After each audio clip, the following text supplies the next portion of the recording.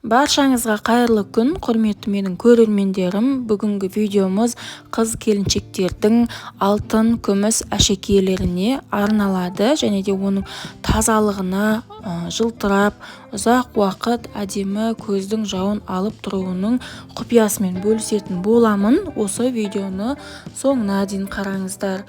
Ең алдымен бізге ыстық немесе салқын суды ыдысқа құйып, үстіне бір ас қасық немесе 1,5 ас қасық тұз қажет болады.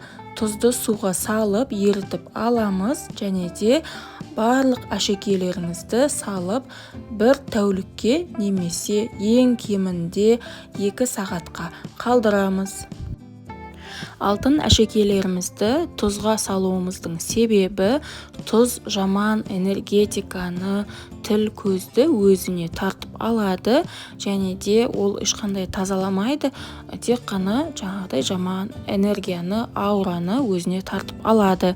Және де бір тәулік уақыт өткеннен кейін алтын күмістерімізді судан аламыз және де осындай ескі тіс щеткасын және де зубной пастаны алып, алтын күмістерімізді щеткамен тазартып аламыз барлығын.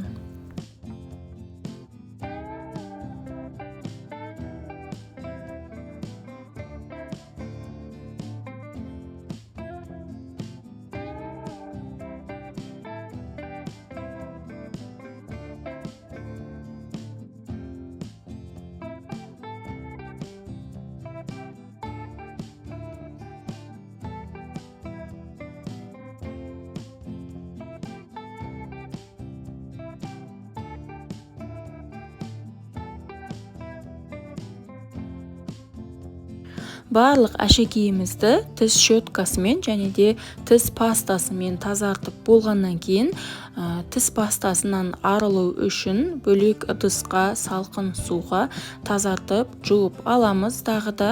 Және де ескеретін жайт, ешқашан әшекейіңізді ағын суда жууға болмайды, өйткені әшекейіңіз ағып кетуі мүмкін. Осылай біз барлық әшекейімізді тазартып болдық. Енді бұл ұзақ уақытқа осындай жылтырап, тап-таза болып тұрады. Менің видеом пайдалы болса, осы видеоға лайк басып, тіркеліп кетіңіздер.